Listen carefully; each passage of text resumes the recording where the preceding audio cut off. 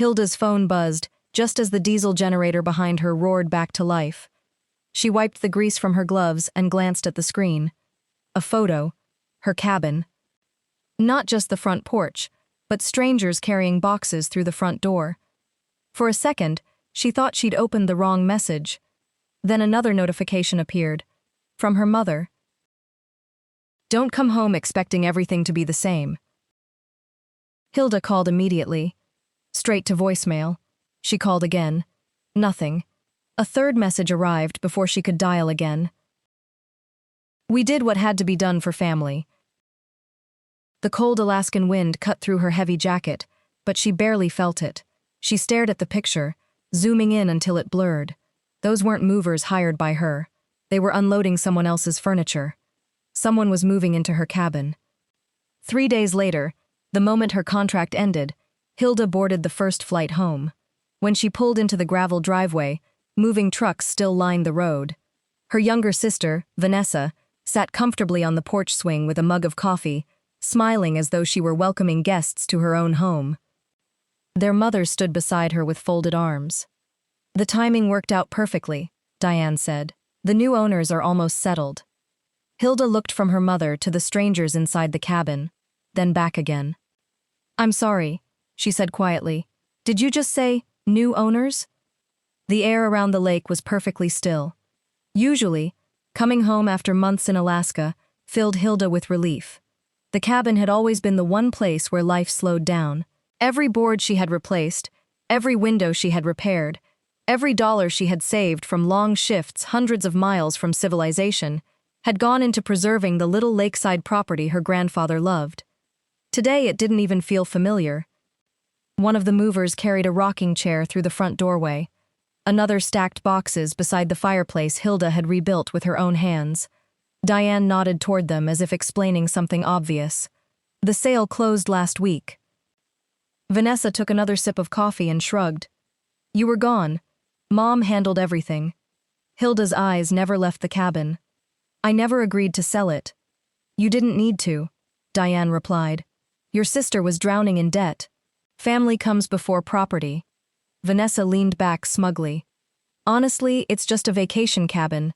You act like it's more important than your own sister. Several of the buyers paused, sensing the conversation wasn't going the way they'd expected. One older couple exchanged uneasy glances but stayed silent. Diane stepped forward. The papers are signed. The money's already been used. There's nothing you can do now. For a long moment, Hilda said nothing. She simply looked at the porch where she had spent summers with Grandpa fishing at sunrise. She looked at the windows she had installed herself after saving through 2 brutal Alaskan winters. Then something completely unexpected happened. She laughed. Not loudly, not angrily, just one quiet laugh. Vanessa frowned. What are you laughing at? Even Diane's confident expression wavered. Hilda finally met their eyes. The cabin you sold. She let the silence stretch across the yard until everyone, including the buyers, was watching her. Wasn't yours to sell.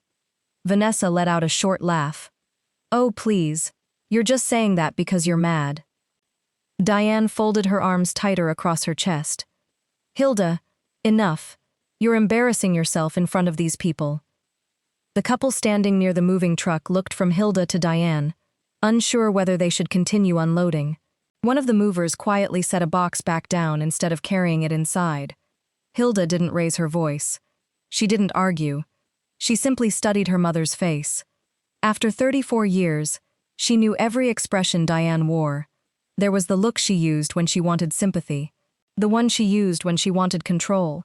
And then there was this one, a smile that looked confident until someone asked a question she hadn't prepared for. Vanessa mistook Hilda's silence for surrender. You've always acted like that cabin was sacred, she scoffed. It's just wood and land. Mom finally did something useful with it. Hilda slowly shook her head. No, she said. Grandpa's cabin was never just anything. The words pulled everyone back several years without Hilda needing to explain much. After Grandpa passed away, most of the family wanted to sell the property immediately. Vanessa had talked about lakefront values before the funeral flowers had even wilted. Diane had agreed. It's too expensive to keep, she'd insisted. We should cash out while the market is high. Hilda had refused. Instead of selling, she accepted increasingly dangerous industrial electrical contracts in Alaska. Months away from home. 12-hour shifts. Freezing temperatures. Every overtime check went toward repairing the roof, replacing the plumbing, reinforcing the dock, and keeping the taxes and maintenance paid. Whenever Diane called, it was rarely to ask how Hilda was doing. It was always the same conversation. You know, Vanessa could really use some help. Maybe it's finally time to sell. Your grandfather would have wanted the family taken care of. Every single time, Hilda answered calmly. Grandpa wanted the cabin protected. Back in the present, Diane forced a laugh. You're making it sound like we stole something. You did, Hilda replied. Vanessa rolled her eyes dramatically. Mom had every right to make decisions while you disappeared to Alaska.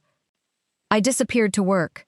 You disappeared because you care more about a building than your family. Hilda looked directly at her sister. No. She paused just long enough to make Vanessa uncomfortable. I cared enough about my family to spend years earning money that none of you ever helped me earn. The buyers lowered their eyes. The sentence landed harder than an argument. Hilda's attention shifted toward the front porch. Something immediately felt wrong. There should have been a folder. Every real estate closing she'd ever seen involved copies of deeds, disclosures, settlement paperwork, and title documents. There was nothing. No binder. No closing package. Nothing except moving boxes. She noticed something else. Whenever the buyers referred to ownership, Diane answered for them before they could speak. It happened once. Then again. Then a third time. Almost as if she didn't want anyone else explaining how the transaction had actually happened. Hilda quietly walked a few steps closer. Who prepared the deed? The question came without anger. Without accusation. Just curiosity. For the first time since Hilda had arrived, Diane didn't answer immediately. Her eyes flickered toward Vanessa. Vanessa looked back just as uncertain. The silence stretched. One of the buyers finally frowned. I actually assumed the attorney handled all of that. Diane interrupted quickly. Of course they did. Hilda nodded once. Then she asked another question. One simple question. One that caused the confidence to disappear from her mother's face almost instantly. Can someone show me the original closing documents? No one moved. No one answered. Even the movers stopped working. The only sound came from the water gently striking the dock. Before anyone could respond, a silver SUV turned into the driveway and stopped beside the moving truck. A woman stepped out carrying a leather portfolio. The older buyer raised a hand in relief. There she is. That's our real estate agent. The agent smiled as she approached, clearly expecting to answer a routine question. Everything all right? Before Hilda could speak, Diane stepped forward. Perfectly fine. My daughter is having a difficult time accepting that the cabin has been sold. Vanessa sighed dramatically. She's always been stubborn. The agent looked from Diane to Hilda. Then she noticed the tension on everyone's faces. What seems to be the issue? She asked carefully. Hilda answered before anyone else could. I'd like to know who authorized the sale. The commotion had already attracted attention. Two neighboring homeowners had wandered over from across the lake road after seeing the moving truck stop. Another neighbor stood near the fence pretending to check his mailbox while openly listening. The buyers shifted uneasily. This was supposed to have been the happiest day of owning a lake cabin. Instead, they were standing in the middle of what felt like a family dispute. Diane lifted her chin. My father left this property to the family. As their mother, I handled what needed to be handled. Hilda didn't interrupt. She simply watched. Vanessa stepped beside Diane. And before anyone judges us, she announced loudly enough for the neighbors to hear, I was drowning in debt. She folded her arms. I lost my job. I was behind on everything. Mom saved me. One neighbor looked sympathetic. Another looked confused. Diane seized the moment. Exactly. She pointed toward Hilda. But instead of supporting her own sister, Hilda is trying to destroy her fresh start over a cabin. Several eyes turned toward Hilda. She remained calm. I've spent years supporting this family. Vanessa scoffed. Money isn't the same as love. No, Hilda replied evenly. But selling someone else's property isn't love either. The conversation fell silent. The real estate agent cleared her throat. Perhaps we should review the file. She opened her portfolio and removed the transaction folder. The buyers leaned closer. Diane smiled again, as though expecting the paperwork to end the discussion immediately. Hilda waited. I'd like to see the ownership documents, she said. The ownership history? The agent asked. Yes. The agent flipped through several pages. Then another. Her smile faded. She stopped turning pages. She looked down again, then back at the first document. A crease formed across her forehead. The buyers noticed immediately. Is something wrong? The husband asked. The agent didn't answer. Instead, she slowly pulled another document from the folder and compared the information line by line. Diane stepped forward. It says exactly what I've been telling everyone. The agent didn't respond. She kept reading. A heavy silence settled over the driveway. Even the neighbors sensed something had changed. The movers quietly stopped carrying furniture. One of the buyers glanced toward the cabin. Should we stop unpacking? The agent finally looked up. I'm asking everyone to pause for the moment. Diane's voice sharpened. Pause for what? I'm verifying the chain of title. There is nothing to verify. The agent ignored the interruption and continued reviewing the paperwork. Hilda noticed something important. The agent wasn't looking at the sales contract anymore. She was studying the ownership records. Diane suddenly reached toward the folder. Let me see that. The agent instinctively stepped back. I'd rather keep these together. Diane forced a laugh. This is getting ridiculous. The agent closed the folder and looked directly at everyone gathered in the driveway. Her tone was calm, professional, but noticeably different than when she'd arrived. We need to stop this conversation until I verify something. The silence that followed seemed to spread across the entire lakeshore. No one moved. The buyers looked at each other. The movers stood beside the truck, waiting for instructions. Even Vanessa's confident smile had faded. Diane was the first to break the silence. What exactly are you verifying? She demanded. The real estate agent held the folder against her chest. The ownership record isn't matching the authority listed in the sale documents. Diane laughed a little too quickly. That has to be some clerical mistake. I'm hoping it is, the agent replied. But I need to confirm before anyone goes any further. She stepped away from the group and made a phone call. Hilda watched quietly. She knew exactly who the agent would have to contact next. Less than 15 minutes later, the agent returned. I've reached the office that manages the estate records, she said. They're connecting me with the attorney responsible for the Brooks Family Trust. The what? One of the buyers asked. Diane frowned. There isn't any trust. Hilda finally spoke. There is. Everyone turned toward her. My grandfather created one several years before he passed away. Vanessa blinked. You never told anyone that. Hilda looked at her sister. No one ever asked. The agent placed her phone on speaker. A composed man's voice came through. This is Robert Ellis, attorney for the Brooks Family Heritage Trust. The buyers immediately fell silent. The agent introduced everyone present and briefly explained the situation. Mr. Ellis paused. Before I answer any questions, he said, I need to confirm whether Diane Brooks represented herself as having authority to transfer the lakeside property. Diane straightened. I was handling my father's estate. There was another pause. I'm sorry, Mrs. Brooks, the attorney replied, but your father's estate closed years ago. Diane's face tightened. The cabin was Hilda's. No, the attorney answered calmly. The cabin has been owned by the Brooks Family Heritage Trust since your father executed the transfer. The neighbors exchanged surprised looks. Vanessa stared at her mother. What does that mean? Mr. Ellis continued. Your father became concerned after witnessing repeated attempts to pressure Hilda into selling the property. Hilda lowered her eyes for a moment. She remembered that afternoon. Grandpa had asked her to drive him into town. He'd insisted on meeting with his attorney alone, before calling her back into the office to sign maintenance acknowledgments she barely understood. At the time, he'd simply smiled. One day you'll understand why this matters. Now she did. The attorney continued.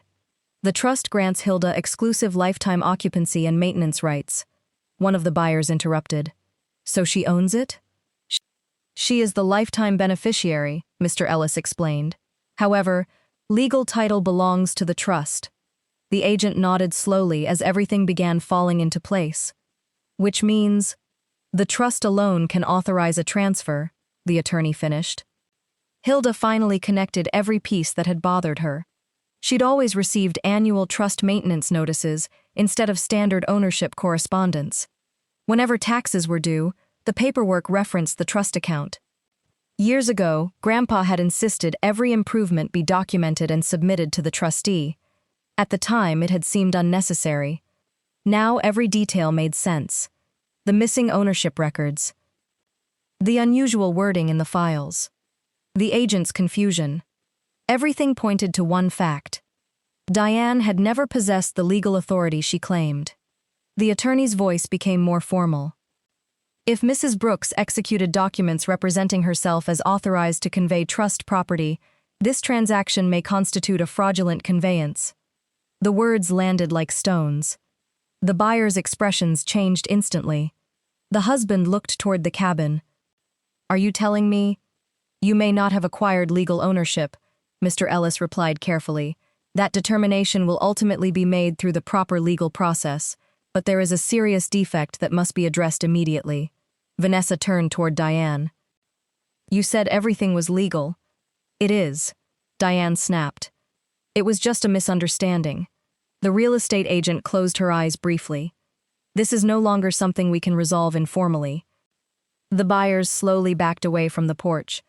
No one wanted to carry another box inside. No one wanted to touch anything. Mr. Ellis spoke again. I am instructing everyone to remain on the property while emergency filings are prepared. Please do not remove or transfer any additional items until this matter is formally addressed. Before Diane could protest, a white county vehicle rolled slowly into the driveway. Every conversation stopped. The county vehicle came to a stop beside the real estate agent's SUV. A woman wearing a county identification badge stepped out carrying a tablet and a thick folder. She introduced herself to the agent first before turning toward everyone gathered in the driveway. I understand there's a dispute involving the transfer of this property.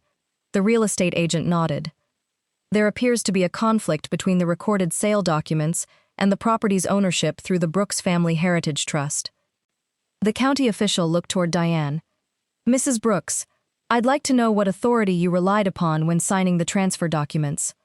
Diane swallowed. My father intended for this cabin to stay in the family. That wasn't my question. The official's voice remained calm. What legal authority did you have to transfer title? For the first time all afternoon, Diane had no immediate answer. The county official reviewed the trust records alongside the attorney, who remained on speakerphone. After several minutes, she looked up. The ownership history is clear. She turned toward the buyers. The Brooks Family Heritage Trust has held legal title to this property since the transfer, executed by the late Harold Brooks. She then faced Hilda. You are listed as the lifetime beneficiary with exclusive occupancy rights. The buyers exchanged stunned looks. So, the sale isn't valid? The wife asked quietly. The trust never authorized a transfer, the county official replied. Without trustee approval, the deed signed by Mrs. Brooks cannot convey ownership. The words settled over the group like a heavy silence. Everything Hilda had said from the moment she arrived had been true. The older couple looked at Hilda with genuine regret.